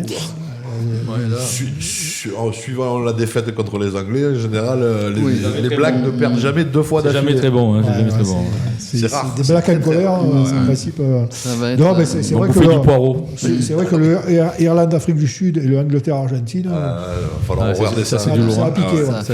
Ça a piqué. Après, toi, l'intérêt de ces tournées, c'est que tu as des super matchs quand même. Oui, je te régale. Bien sûr. En plus, il n'y a pas d'enjeu particulier, donc les mecs ils s'envoient à fond. Et là, ça va être quelque chose de spectacle. Et les chiffres des données télé sont énormes. Tu passes devant le foot. C'est colossal. C'est colossal. Alors que le top 14, la télé est top. Canal+, mais bon, Canal+, c'est payant. Ils te donnent pas leurs chiffres en fait. C'est le nombre d'abonnés. Ils te disent que tout le monde regarde. Là, les chiffres que tu peux avoir sur les matchs internationaux. C'est pour ça qu'il faut protéger les équipes nationales. Bien sûr. Donc après, j'ai pas la science infuse. Moi, plus on joue, plus je vends de ballon. Donc je suis content. Mais effectivement, il va falloir qu'on trouve des solutions pour protéger les joueurs. Allez, on va marquer une deuxième pause musicale et on se retrouve après. On va parler des ballons Gilbert, de cette fantastique entreprise et de Laurent Gaïa. Allez, à tout à l'heure. Les enfants du rock. Donc on parlait du rugby international. Je vous ai donné donc tous les matchs qui allaient animer cette journée ce week-end prochain. Et maintenant on va consacrer la dernière partie de l'émission à notre invité. C'est un bon rebond. Laurent Gaïa. J'ai l'impression que j'ai pas arrêté de parler depuis. C'est vrai, t'es venu pour ça, non? Alors je rappelle, manager France des ballons Gilbert, leader mondial. Donc tu veux nous parler un peu Qui es-tu, Laurent? de la création alors nous on la connaît, mais bon, nos éditeurs ne savent pas l'origine de... D'où viennent les ballons Gilbert? Alors, 1823, dans un petit atelier de cordonnier, Monsieur Webb-Ellis débarque dans cet atelier et il explique au cordonnier qu'il est en train de créer un sport scolaire qui va se jouer à l'époque à 14 contre 14, après c'est devenu 15 contre 15, où il va falloir porter le ballon vers l'avant en se le passant en arrière. Typiquement britannique. Et donc, il lui demande un ballon un peu plus ergonomique, un ballon rond. Et donc, le cordonnier qui s'appelle Monsieur William Gilbert crée le premier ballon de rugby. Voilà, l'histoire, elle part de là. Enfin, la légende. Après, il y a plusieurs histoires. Ça n'a pas été vérifié. Mais comme Monsieur Webb-Ellis qui aurait créé le rugby, c'est pas vérifié. Mais on veut dire que c'est la légende, Oui, et puis c'est une belle histoire. Donc, Ouais, c'est beau. Ouais, autant le garder comme ça. voilà. Et en plus dans la ville de rugby, donc d'où le nom du sport. Ça On a été, on a visité. Vous avez visité le petit musée. visité le musée, C'est l'ancien atelier de cordonnerie. c'est ça. Ouais. Et donc voilà, puis l'histoire ça part de là, et puis la marque elle arrive en France dans les années 90, et moi je travaille pour une société qui s'appelle Ulsport, et on commence à distribuer la marque Gilbert qui commence à pointer le bout de son nez, et puis dans les années 2008-9, je me dis qu'il y a quelque chose à faire, et puis voilà, je crée Gilbert France. Ouais, là, magnifique. Voilà. Là, on voit les protections de poteaux, Oui. les boucliers, les casques, D'ailleurs, les ballons. chez une remontée, Lucu a dit que les protections étaient très bonnes au niveau des poteaux. Oui, Ah oui. oui, je lui souhaite. Il a Ouais. testé. Il a testé. Grandeur nature. En même temps, maintenant, on peut plus aplatir contre, Non, c'est fini. contre Non. le bas du poteau. C'est dommage. fini. Hein. Non, parce que Ça tu faisait fais joli de l'ombre à la d'appuyer sur publicité. Gilbert. Tu fais de l'ombre à la publicité. Donc voilà, et puis avec une progression Est-ce qu'on pourrait pas faire intéressante. des panneaux en mousse bord de tribune, ce qui passe les pubs, parce qu'on a vu quand même le petit penaud manger la ouais. pancarte. C'est pas le seul. Ouais, c'est pas le seul. Bon, là, l'engagement, il est tel qu'aujourd'hui il faut faire attention. Ah oui. Donc, après les ballons connectés, vous Oui. comptez faire quoi C'est quoi la prochaine évolution Est-ce qu'on va avoir un scoop Alors, peut-être pour l'instant, je peux pas vous. Non, je peux pas vous. C'est trop Ballon tôt. autonome trop tôt. qui passe de main en main sans quoi. C'est trop tôt. Alors, Ballon qui tombe pas. le scoop que je peux vous donner, parce que ça date de avant-hier, nous avons signé la Coupe du Monde 2027 et 2031. Voilà. Donc, Gilbert sera. Alors, tout le monde te dit, ouais, c'est pas une surprise, mais bon, il fallait y aller quand même. Hein. Ah, oui. Donc, En termes de concurrents, qui c'est qui aurait pu Personne. Mitre non, pas Mitre, non. Pas Mitre. Non, je pense qu'il y a certaines marques, comme Macron, par exemple, qui essayent. Macron, ouais. Bon, Il faut bien qu'ils se recyclent. Hein. c'est ça.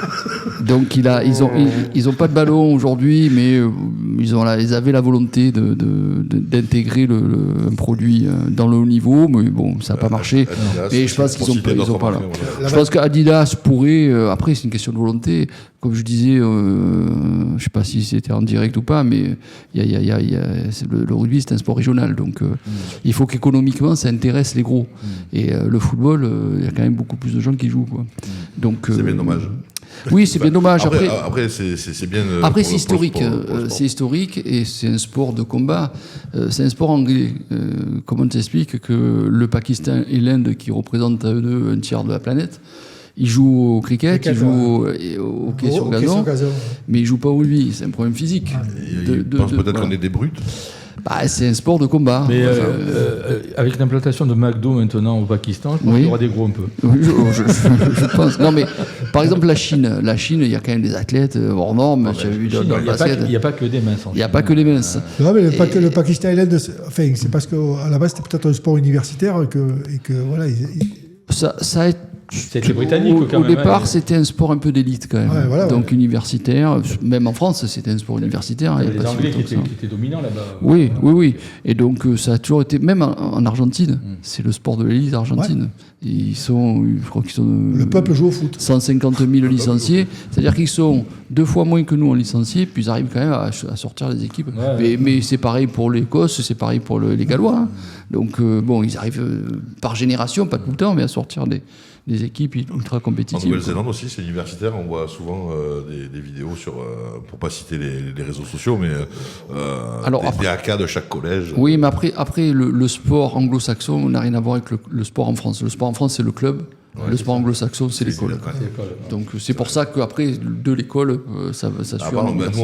en France, on est sur la forme de l'UNSS. Oui, Et c'est ça. donc, Ouais. Très peu de contacts, protection des joueurs à fond. Ouais. Peut-être que ça intéresse moins. Je sais pas. Après, il y a le rugby. Ouais, match, mais après je pense que pas qu'on tout le pourrait monde éviter aussi. est taillé pour jouer au rugby. On évoquait tout à l'heure la difficulté de certains clubs, notamment sur les catégories de 14, 16, à trouver des joueurs, donc ils sont obligés de faire des ententes. Il faut avoir envie de s'y filer aussi. Tu vois, l'avantage qu'ils ont, les Néo-Zélandais par exemple, j'y pense, c'est que c'est pas par catégorie d'âge.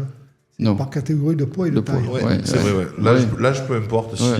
Du moment que tu fais 1m80, tu joues avec les mecs de 1m80. Ouais, c'est ça. Et ce qui fait la différence, c'est pas. Après, voir que là-bas, ils sont tous gaillards. Après, c'est un problème. Enfin, C'est c'est un ça, problème. catégorie. C'est une histoire de culture, le rugby. Eh oui. En Nouvelle-Zélande, ils y a que naissent ça, avec ça. il y a que ça, ouais. Nous, en France, la culture, elle est surtout au sud-ouest. Et quand tu vas dans le sud-ouest, ça pue le rugby partout. De partout, il y a des clubs à tous les coins de rue. Après, ici, pourquoi ça joue énormément dans le Var et dans le 13, ça joue un peu plus aujourd'hui, tu vois, mais c'est pas non plus, ouais. c'est Jamais pas- développé, ouais. voilà. Donc c'est régional. Donc c'est pour ça qu'on dit que ça reste malheureusement un sport régional. Et j'en discutais avec Gris la dernière fois sur l'évolution du nombre de licenciés. Tout le monde regarde le rugby à la télé. Et pourtant, en termes de licenciés, tu as du mal à augmenter. Alors c'est pour ça que lui, il a une politique qui est la sienne, que tu peux discuter ou non, mais il te dit, pour moi, il n'y a pas le rugby, il y a les rugby. Le 5, le 7, Ouais, ouais. voilà.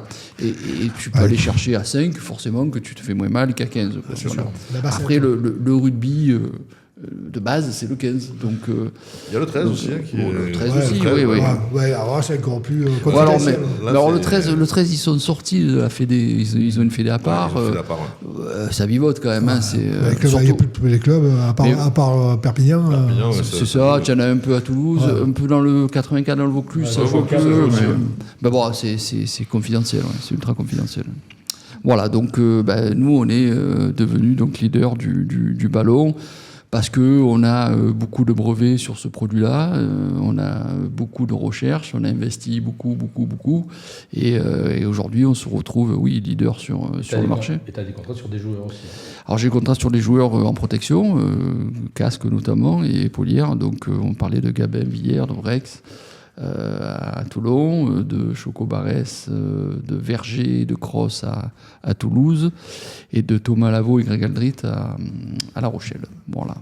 Et Maxime Lamotte depuis 15 Ah, jours c'est pour ça que vous avez quitté. Ah, C'est pour ça. ouais. à Bordeaux. Ah, ouais. Bordeaux. Voilà. Il a fait Et son la blanc avec la petite motte. Escudero. hein, au Et Saint-Ouen. Charlotte Escudero chez les filles, et Camille Grassino aussi, chez les filles qui jouent à 7. Voilà, donc on essaye d'augmenter un peu. Donc l'équipe Gilbert s'étoffe aussi. On a embauché un nouveau jeune prometteur. C'est pas le Gaïa, non C'est un joueur de rugby, je crois. C'est hein. pas le Gaïa. Ça s'appelle Bagaya parce que c'est pardon. mon beau-fils, mais c'est comme mon fils. Et c'est un joueur de rugby qui a joué à Bastia et aujourd'hui à La Ciotat, et qui vient d'intégrer un peu sur la partie community manager. On en a besoin parce que c'est essentiel aujourd'hui pour le business. Voilà. C'est important. Et donc vous allez avoir des nouveautés. Alors oui, je ne peux pas donc vous dire le nouveau ballon de la Coupe du Monde parce qu'il est en développement aujourd'hui, mais il y aura de la nouveauté. Donc en 2026, tous les ballons de notre collection changent. Pour la plupart, on a développé un nouveau grip révolutionnaire qui s'adapte surtout au terrain synthétique parce qu'on avait un petit problème d'usure un peu prématuré sur certains ballons parce que les terrains synthétiques sont ultra abrasifs. Et de rebond aussi, non Alors un rebond, ça va rester. Oh, c'est incroyable. Tu nous parles d'usure prématurée sur un ballon Oui. de rugby, sur l'organisme. Oui. Est-ce que le terrain synthétique ne fracasse pas les mecs? Il y a eu des études qui disent que oui, d'autres qui disent que non. Là, je ne suis pas apte ni qualifié pour le dire, mais Parce qu'on voit on voit les résultats du Racing hein, depuis qu'ils retournent un peu Ouais. à l'Arena. qu'ils sortent de l'aréna, Ouais, justement. ouais. Ils reprennent le vent, ils reprennent la pluie, ils Ah reprennent ouais. le froid. Les mecs, ils n'ont plus les mêmes résultats. Bon, après, l'Arena, c'est particulier parce qu'ils sont fermés. C'est un gymnase. Mais c'est un gymnase. C'est un gymnase, Alors voilà. que Aix, par exemple, c'est une pelouse synthétique, c'est en plein air. Et Oyonnax, ça reste du synthétique. Oyonnax, ils n'avaient pas trop le choix parce que du 1er septembre Il n'y a pas d'été là-bas. au 15 août, Il y a la neige et les lapins. et les corbeaux, ils volaient à l'envers. Ils volent à l'envers, ouais. Non, bon, d'accord. Donc il y a un nouveau ballon qui va arriver pour la Coupe du Monde. Alors là, en 2026, il n'y a que des nouveaux ballons qui arrivent sur la collection, comme je disais, avec un nouveau grip, une nouvelle valve, enfin, tout nouveau. Et en 2027, il y aura un nouveau ballon. Ouais. Donc il sera testé à partir de l'année prochaine, sous haute surveillance. Ballon téléguidé. Non. Et c'est un ballon avec un gyropode qui ne tombe pas. Il n'y a plus d'en avant, et comme ça, on résout le problème des mêlées. Le ballon, il ne tombe pas de mêlée. Justement, est-ce qu'avec avec un ballon connecté, Oui. on peut voir si la passe est en avant ou non? Tu peux tout voir. Tu peux tout voir. Après, est-ce que les autorités Tu veux tout voir. et les instances veulent tout voir? Je ne sais pas. Ouais. Après, ça casse un peu la spontanéité du truc. Oui, oui. Si tu vois tout avec ballon connecté, il n'y a plus besoin d'arbitre. Et le rugby reste quand même à l'appréciation de l'arbitre. Donc, et sincèrement, je pense que le rugby, c'est un des rares sports où le rôle de l'arbitre est primordial, c'est sûr, mais il est encore ultra protégé. Ouais. Je veux dire, et respecté. J'ai jamais vu un joueur de rugby gueuler sur un arbitre et la moindre petite réflexion, le mec il recule de 10 mètres. Le jour où on en vient comme au foot, là où il parlait des contre-nez à l'arbitre, ça c'est un truc qui me met hors de moi, c'est bien ça. Et le foot, ça a toujours été ça. Ah ouais, c'est atroce de voir ces mecs qui se réunissent autour de l'arbitre, le mec on dirait qu'il va se faire manger. J'ai toujours connu ça, pourtant moi j'ai jamais fait ça. Quand l'arbitre te dit un truc... Ouais, voilà, tu joues au sifflet, tu recules. De toute manière, tu n'as rien à faire. C'est pas la même mentalité. Ça, ouais. C'est pas la même mentalité, donc... Je trouve que l'arbitre était vraiment un acteur essentiel dans le rugby. On peut le critiquer, mais le problème de l'arbitrage, c'est comme le rugby en fait. Hein. Tu as du mal à en trouver des arbitres. Hein, parce que c'est compliqué aussi, les règles. Hein. C'est Eric Betts, la semaine dernière, qui disait que justement, il y a des arbitres, de très jeunes arbitres en formation, qui se font insulter par les parents des tribunes sur le droit de minot. Le minot, il a 12 ans. Malheureusement, le problème de société est plus large. C'est ce que tu dis. Les parents, maintenant, même du rugby, commencent à devenir tous des prix Nobel. Donc, c'est compliqué. Ouais. Je pense que le problème de société, les profos, tu le sens dans tous les sports. Hein, c'est pas que. C'est une belle avancée, par contre, au niveau des arbitres, qui puissent expliquer au stade en entier la faute. Ça peut me faire revenir un peu au stade parce que j'avais un peu du mal à y aller. La sonorisation des décisions. Des décisions, parce que j'avais des mecs un peu, quand tu vas au stade, t'as toujours le mec, l'arbitre, il y a faute, et puis quand l'arbitre, voilà. Après, je pense que si tu fais un micro-trottoir et que tu questionnes tous les supporters qui sortent du stade, peu importe quel stade, hein, je pense qu'il y en a 1 sur 10 qui connaissent les règles. Ouais. Ah bah oui, même, c'est certain. Donc c'est encore moins après 2 bières. Voilà. Et je suis même sûr que si tu questionnes certains arbitres, ils les connaissent pas tous. Ouais. Et surtout certains joueurs. Alors, puisqu'on parle de règles, il y a toujours, je reviens toujours sur cette règle de l'alignement. Le talonneur des Blacks l'a fait encore plus contre les Anglais. L'alignement, il profite que l'arbitre regarde uniquement l'alignement pour se mettre, en fait, de faire un pas de côté, de se mettre juste en face de son alignement à lui. Et donc, le ballon, il est toujours gagné par les Blacks en touche parce que justement, il gratte sur cette. Il est à moitié sur le terrain. Après, la nouvelle règle fait que si tu contestes pas le ballon, même si elle n'est pas droite, elle est jouable. Donc voilà, c'est fait, c'est bon pour. C'est pas tout bien regardé encore. Ouais. Après, voilà. Là aussi, à la décharge. Je crois que sur la même faute, si tu prends 3 arbitres ou 4 différents, t'as 4 sanctions différentes. C'est clair. C'est clair. Mais enfin, même pour les fautes, il y a une vraie pédagogie, je trouve, arbitrage. Je trouve ça très intéressant que l'arbitre explique. C'est bien. Et puis, il y a un respect qui existe quand même. C'est pas. Ça reste encore. Et puis, je vous dis, c'est le même problème que les joueurs, quoi. Tu en trouves peu. Donc. Et j'avais fait la réflexion, à l'époque, c'était Bernard Laporte, le président de la Fédé, qui venait voir un match à Toulon, qui s'était arrêté à la Ciotat pour voir le nouveau terrain, donc on avait discuté.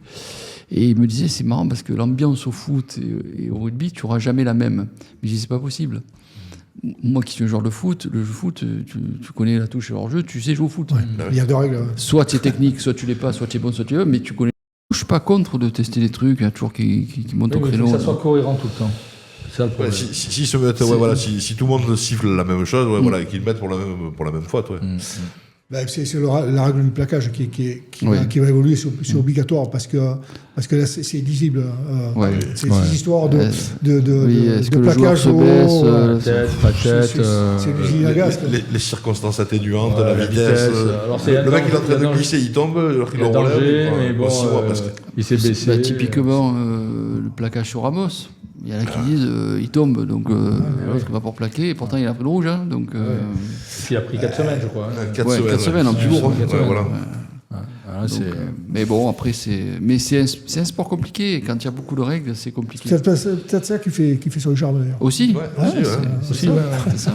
Non, mais c'est vrai, quand tu es passionné de ce sport, c'est que tu comprends ce sport. Et pour comprendre ce sport, il faut s'y filer, quoi. Il faut pas s'endormir pendant le match. Exactement. Et toi, au niveau de Gilbert, vous avez quand même une influence sur la Coupe d'Europe, tout ça. Vous avez votre mot à dire ou vous n'êtes pas du tout consulté? Pas du tout. Non, nous on a un cahier des charges qui est fourni par les instances et on doit le suivre. Non, on n'est pas du tout consulté en quoi que ce soit. Après, on est force de proposition sur le merch, c'est-à-dire qu'on peut faire des ballons sympas, tout ça, tout en suivant la charte graphique du cahier des charges. Mais ça s'arrête là, quoi. Ouais. Après, nous, oui, là où on influe, c'est sur la qualité de nos produits, quoi. Donc, on arrive à prouver que, de manière responsable en plus, on arrive à faire... Vous mettez en concurrence Ah oui, on est toujours en concurrence. Ouais. Ça va être léger. Là. Non, parce que des marques ont de l'argent, et plus que nous, ça existe. Hein. Le type, il dit, moi, je mets un gros billet parce que je veux, quoi. Mais bon, après, le joueur, il faut arriver à le convaincre aussi. Oui, mais vous avez pris une avance technique sur les autres que pour vous rattraper. C'est le marché aussi.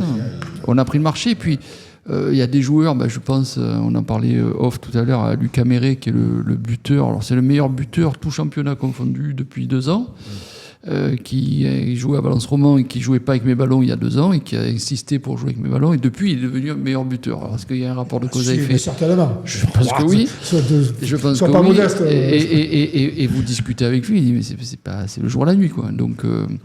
Donc oui, je pense qu'on a une avance technologique. Si on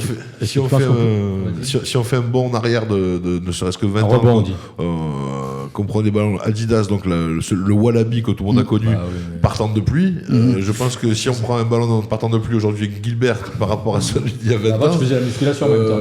Il fallait avoir un sacré cuisseau pour taper.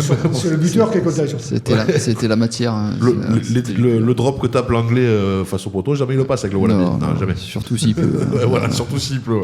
Mais le Wallaby, tout le monde s'en souvient, donc ça reste une référence aussi. Ah, le ballon en cuir, évidemment. Le ballon en cuir quand il faisait beau, 30 degrés, voilà, c'est bien. Il n'y a pas que les ballons, les maillots aussi. Tout est évolué. Et les chaussures. Et les chaussures. Les chaussures hautes. Pour les avants. J'en ai eu connu, donc j'ai pas fait long feu avec, mais je les ai connus. Pour les avants, et les maillots, quand il pleuvait, ils faisaient 60 kilos. Avec le lacet au milieu, là. Quel horreur. Et au niveau de la concurrence, tu crains pas les Chinois?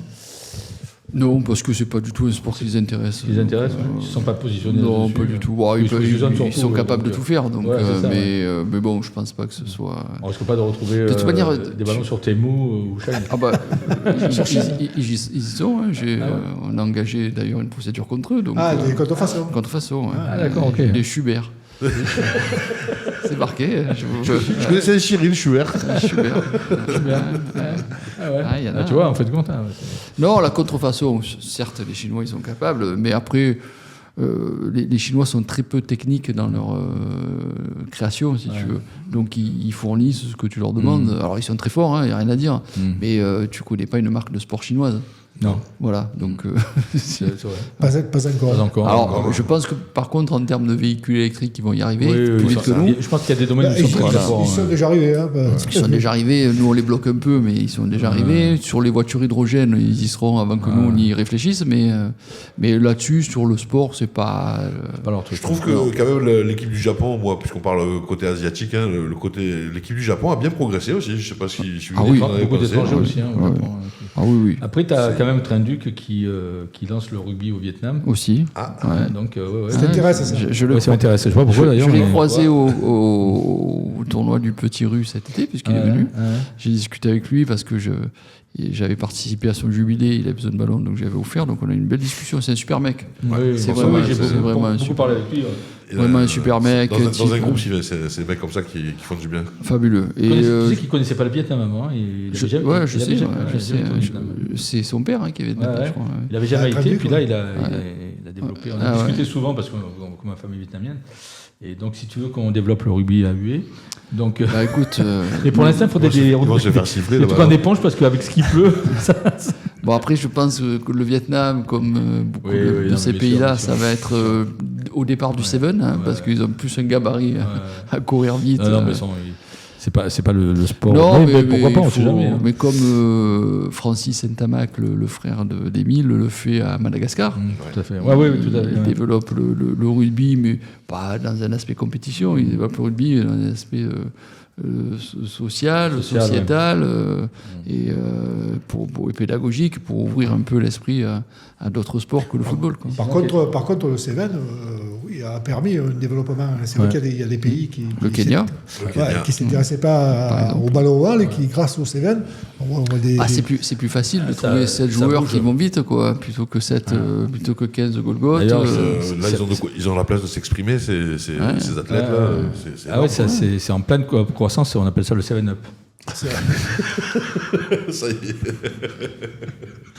Va falloir citer d'autres alors. On va pas terminer Michel là-dessus. Non, ça serait con. Ça serait dommage. Ça serait dommage. Bon, qu'est-ce qu'on peut te souhaiter pour cette fin d'année? Bah écoute, la santé déjà. Ouais, la santé. La santé avant tout. Sinon, les ballons, ça va. Bon, voilà, tu sais que tu es toujours le bienvenu ici. Je vous remercie. Je suis toujours bien accueilli. Toujours très intéressant. Tu es un invité permanent. Voilà. Merci. Écoutez, quand vous avez besoin, vous m'appelez. Je suis justement, on cherchait un sponsor, donc. T'as eu un peu, Nico. Alors, sans parler de sponsor, je peux offrir sur un des prochains matchs du RCT 2 places. D'accord. Il va falloir faire un jeu peut-être. Pour Sun Vibes. Voilà. Okay. Alors en plus, j'aime bien le concept parce qu'enfin, il y a de la bonne musique. Enfin, parce que... Bon, les chroniqueurs pas trop, mais la musique elle est bonne. Je vous ai croisé dans d'autres endroits où la musique laissait à désirer, mais là, pas de nom. Maintenant, voilà. D'ailleurs, si tu veux choisir le dernier morceau pour lancer l'émission, peut-être. Il est calé. Alors, mais la prochaine fois... Ah bah j'aurais choisi ça. Je sais pas de quoi tu parles. Voilà. Bon bah super. Merci encore. Merci à vous. Puis bonne fin d'année alors. Merci à vous aussi. Bonsoir tout le monde, à bientôt. Il y a Patrick qui voulait parler encore. Non, je voulais dire, tu as conclu pour moi. Non, mais c'est très bien. Voilà, c'est un travail d'équipe, merde. À la semaine prochaine. Allez, à la semaine prochaine. À la semaine prochaine. Au revoir.